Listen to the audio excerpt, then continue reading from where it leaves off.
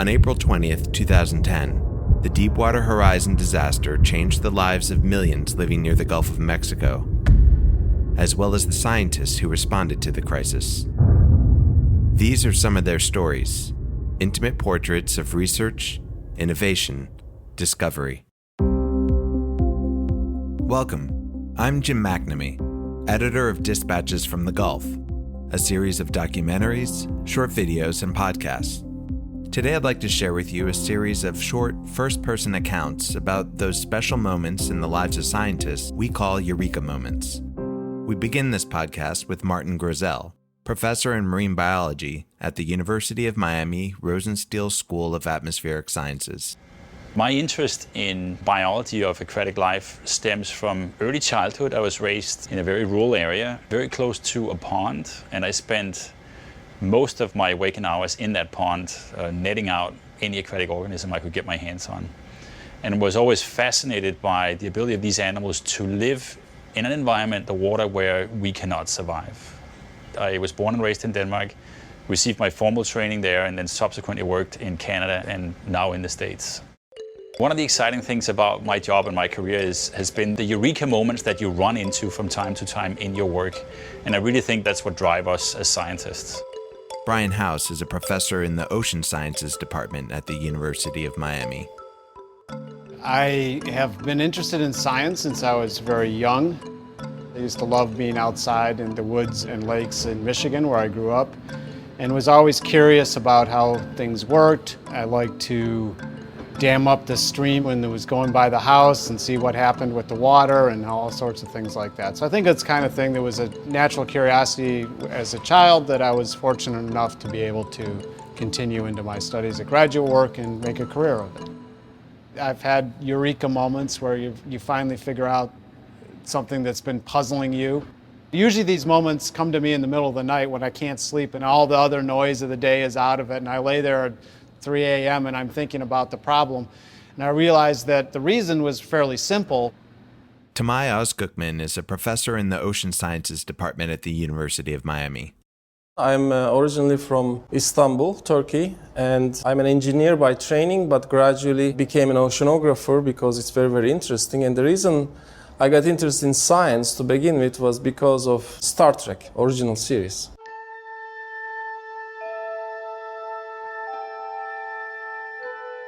Space, a final frontier. I mean, it was something like exploring the unknown, going where no man has gone before. That's the spirit. You don't really know what you're going to encounter. There's a lot of uncertainty, and science is the way to find out about things because it's very quantitative. We have a lot of Eureka moments. Science is a bit like meditation. You're most of the time by yourself or with a student or with a group of people getting together, and it's not like you discuss a lot of things. It's more like, brainstorming. You put your brains together and try to figure things out. And when you make a little bit of advance discovery, it's usually a quick moment. Somebody says something, or you are walking on the beach or in the shower. These are the moments when you figure out something, and that's very powerful. And then that opens up usually a new door that you need to explore for sometimes years. Kristin Thing is an assistant research scientist at Texas A&M University in oceanography. My original interest in science and math probably goes back to when I was little, growing up with two older brothers who were into computers, as was my dad. I was on math team with my dad as the coach, and just really around a lot of math and science and computers along the way, which allowed me to explore interesting problems. I'd say in terms of figuring out problems, all of a sudden, these Eureka moments, I do numerical simulations, and I spend a lot of time plotting them and looking at the plots, visualizing what's happening, both because I want to communicate those to other people and because I need to understand what's going on as well. When I first look at them, I generally find that it's confusing and there's a lot of stuff going on and it's hard to tell. But the more I look at it, the more time I have to really start to pick out different patterns, then generally I'll be able to see it myself, and then I'll spend more effort after that trying to see how to show it to other people, how to highlight what I'm seeing so that other people can see the same thing. Samantha Joy is a professor of marine sciences at the University of Georgia. I became interested in science at a very early age, probably before I was 5. I always loved the ocean. We spent a lot of time at the coast when I was a kid. And I started thinking, wouldn't it be interesting to think about a career in oceanography? I didn't think about it very seriously until my senior year. My parents thought I was crazy, but I decided not to go to medical school and to pursue a career in oceanography. I think my most favorite Eureka aha moment was actually back in 1994 when I was on my first Gulf of Mexico research expedition, and I got my first dive in a research submersible.